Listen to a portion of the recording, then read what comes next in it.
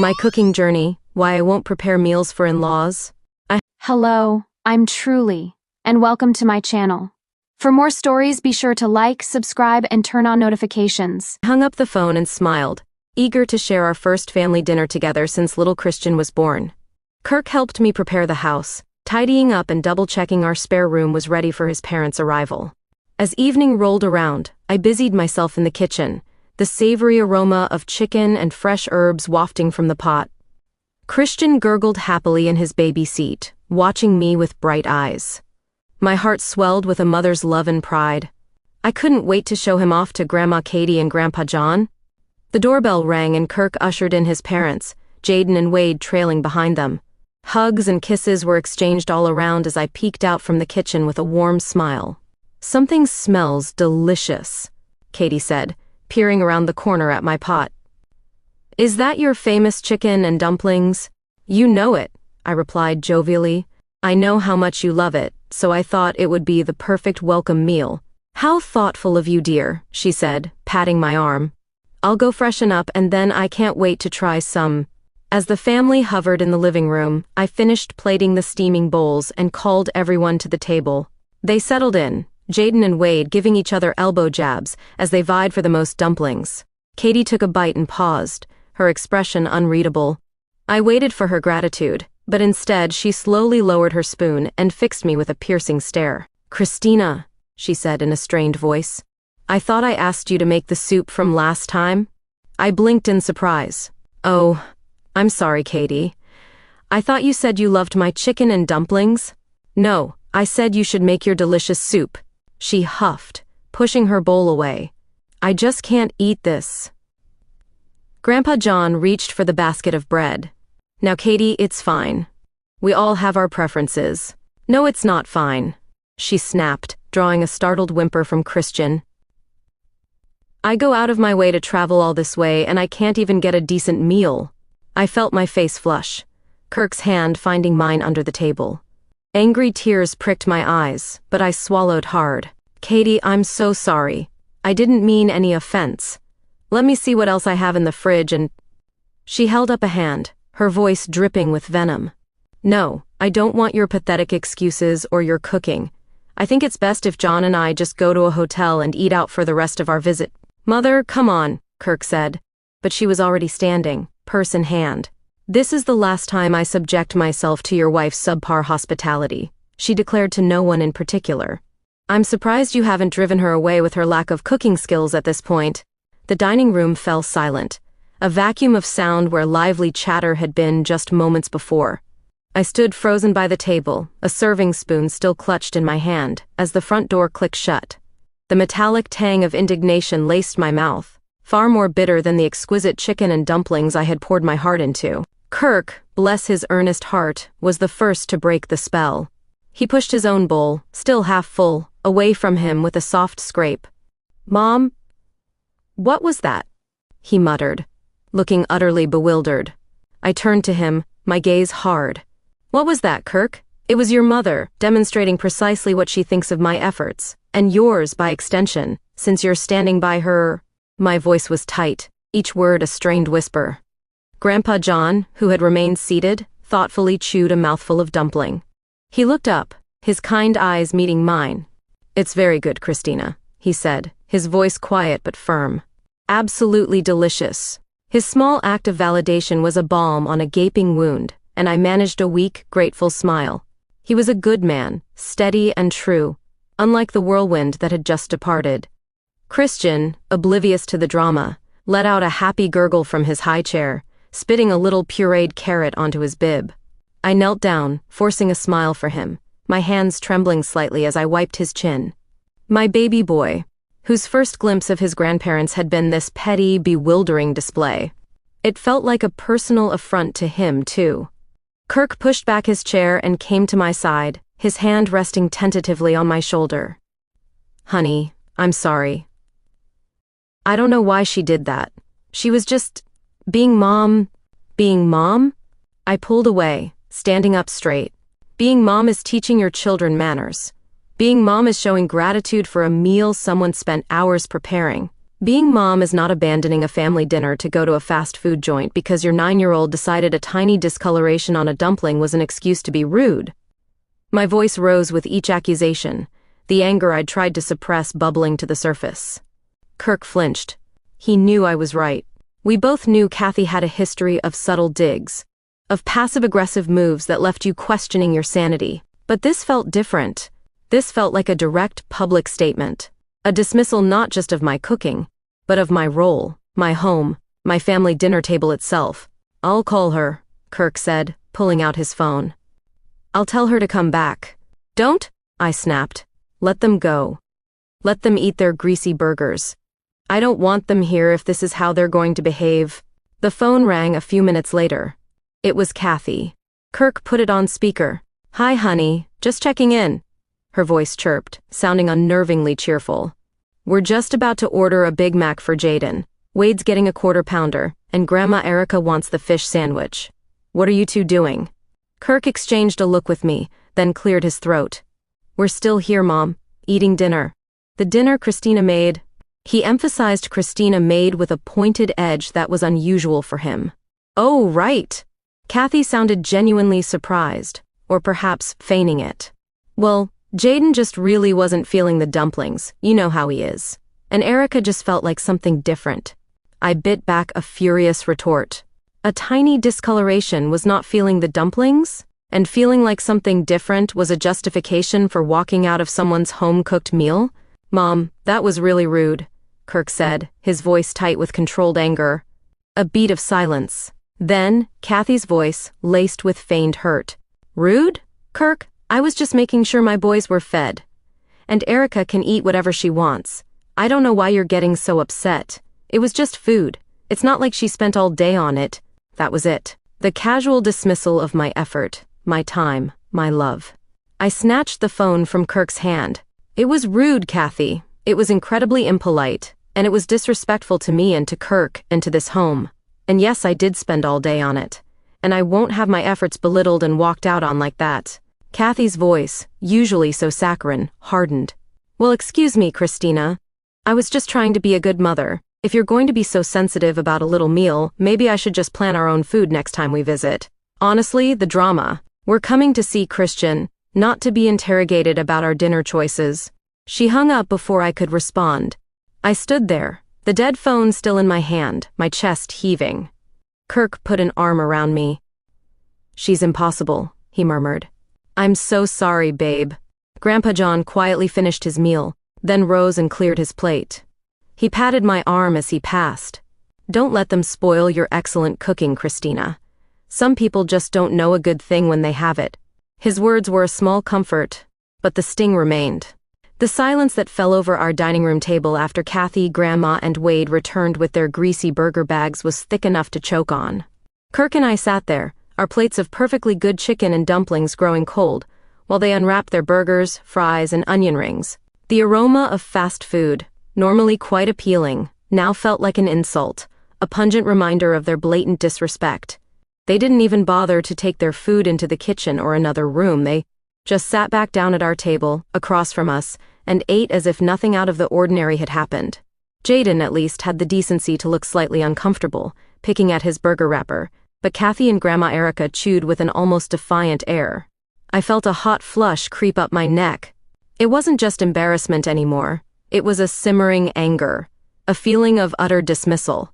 I had spent hours preparing that meal, not just for them, but for Christian's first big family dinner. I had chosen chicken and dumplings because Kathy had specifically said she loved my soup. It was a comfort food, made with love, and they had scoffed at it, literally turning their noses up to go buy processed junk. Kirk cleared his throat, a small, choked sound. He reached across the table and squeezed my hand under the cloth, his thumb tracing worried patterns on my knuckles. I didn't look at him, couldn't. My gaze was fixed on Kathy's face, watching her take a bite of her burger, her expression utterly devoid of remorse. She didn't meet my eyes. The rest of the meal was a blur of forced politeness and strained conversation about everything and anything but the elephant-sized burger joint in our dining room. Eventually, they finished, crumpled their wrappers, and stacked their trash on the pristine tablecloth. No one offered to help clear the table. No one made eye contact. When they finally stood up, Christian already asleep in their arms, Kathy threw a dismissive glance at our untouched meal. "Well, that hit the spot," she declared, patting her stomach. "Good thing there's a burger joint nearby, or we'd have gone hungry." My jaw clenched so hard I thought my teeth might crack. Kirk's hand tightened on mine, a silent plea for restraint. I just nodded, a tight, artificial smile pasted on my face. "Glad you found something you liked, Kathy," I managed, my voice clipped.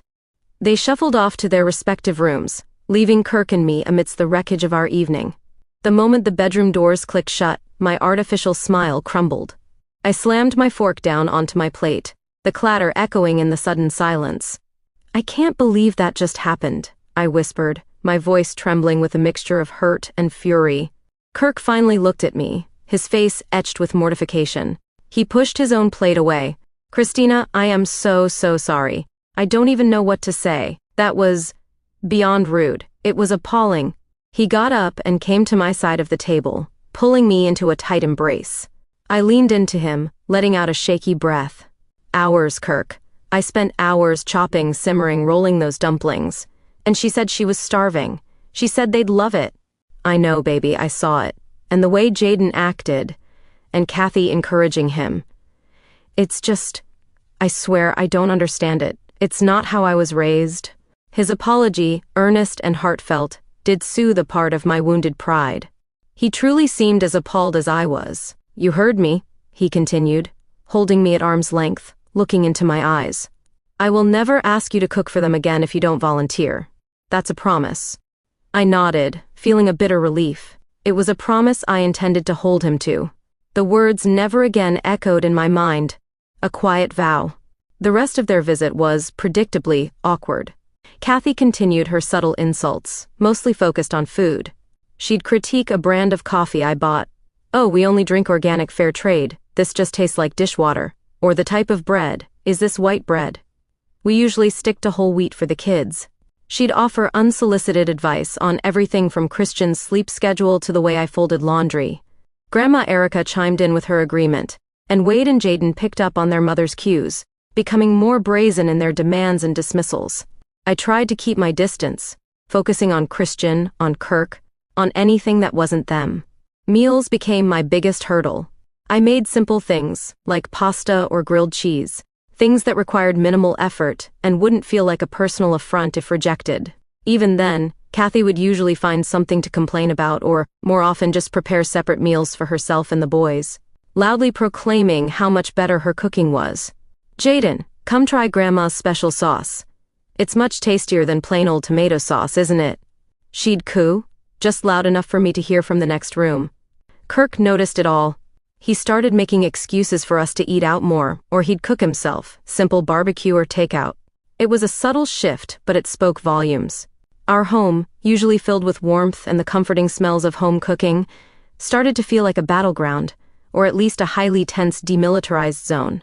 When they finally left after a week, it felt like an entire army had retreated. The house breathed a sigh of relief. Christian, who had been a bit overwhelmed by the constant noise and hovering, seemed to relax too, his baby gurgles returning to their usual cheerful rhythm. "Thank God," I whispered to Kirk, as the car pulled out of the driveway. "They're gone." He just sighed, wrapping an arm around me. "I'm so sorry you had to go through that. It's not fair to you." "No," I agreed, "it's not. And I meant it, Kirk. I'm not cooking for them again. Not a single thing." He nodded, confirming his earlier promise. "Understood. Completely. We'll figure it out." Figure it out became our new motto when it came to the in-to-laws. For months our interactions were limited to meeting at neutral locations, a park, a specific restaurant they preferred, or quick supervised visits to their house where I made sure to arrive after meal times. It was easier to manage, but it also put a strain on our relationship with Kirk's family. Kathy would occasionally hint, "When are you going to invite us over for a real meal again, Christina? I heard you make the most delicious lasagna." I'd just offer a vague, non-committal smile and say something like, "Oh, we've been so busy with Christian," or "Kirk's been doing most of the cooking lately." Then came the holidays. Thanksgiving loomed, and the pressure mounted. Kathy called Kirk, not me, and made it clear they expected to be hosted at our house. It's Christian's first Thanksgiving, Kirk. It has to be at your place? Kirk looked at me, a silent question in his eyes. I shook my head. A firm, decisive movement. No. Not unless she's willing to apologize for the last time. And even then, I'm not cooking the main meal. I'll bring a side dish if we go to their place, but I'm not hosting. Kirk sighed, rubbing his temples. She'll never apologize, you know that. Then she isn't coming here for Thanksgiving dinner, I stated, my voice even but resolute. You can go to her house with Christian if you want, but I'm not doing it, not again. I won't be disrespected in my own home, in front of my baby. He knew I was serious. He saw the hurt that still lingered from the previous visit. He also knew his mother. It was a stalemate. For a few tense days, it seemed like Thanksgiving would be spent separately, a first for the family. Kirk tried to mediate, suggested options, but Kathy was dug in. She believed she was entitled to come to our home, and I believed I was entitled to respect. Eventually, Kirk came up with a compromise. What if we do Thanksgiving at a restaurant, Christina? A nice one. No cooking for anyone, no pressure. I considered it. A neutral ground. No one cooking for anyone else, just ordering from a menu. It was a brilliant idea. Okay, I said. I can do that. As long as no one brings their own food. Kirk managed to get Kathy to agree, though I could hear the disgruntled tone in her voice when he relayed the conversation. She clearly preferred being waited on in our home. The Thanksgiving meal at the restaurant was, predictably, a minefield. Kathy complained about the prices, about the service, about how the turkey wasn't as good as her turkey, but at least I hadn't cooked it. I could smile politely, nod, and focus on Christian, who was delighting in watching the other diners. The no cooking for them rule seemed to hold, even if the atmosphere was still strained. It wasn't just about the cooking anymore, it was about respect. Each time Kathy offered a backhanded compliment or a thinly veiled criticism, it chipped away at my patience. I realized her behavior wasn't just about food, it was about control, about establishing her dominance as the matriarch, the better cook, the better mother. My simple, happy home and my growing family were perhaps a threat to her established order. The turning point, the final nail in the coffin of my willingness to even consider cooking for them, came during a visit a few months later. It was a short afternoon visit, a compromise to allow them to see Christian. I had prepared a platter of store-bought cookies and a pot of tea and coffee. Low effort, low risk. Kathy picked up a cookie, sniffed it delicately, and then put it back down. Oh, Christina, are these from that bakery down the street? You know, they use processed flour. My doctor says it's practically poison. I wouldn't let Jaden eat these, not with his delicate system. She then pulled out a pre-packaged snack bar from her purse. I always bring Jaden his own healthy snacks, just in case. It was the just in case that snapped something inside me. It wasn't just about my cooking. It was about everything. It was about her implying I was poisoning her grandchild, or at least being neglectful. It was about her constant need to one-up, to criticize, to diminish. I felt a sudden, fierce calm settle over me. I looked at her, then at Jaden, who was already unwrapping his healthy snack bar, crumbs falling on my clean carpet. Kathy, I said, my voice clear and steady, I appreciate your concern, but Christian and I are doing just fine. And my home is not a place where I expect my guests to bring their own food, unless it's for a dietary restriction we've discussed. I paused, letting the implication hang in the air.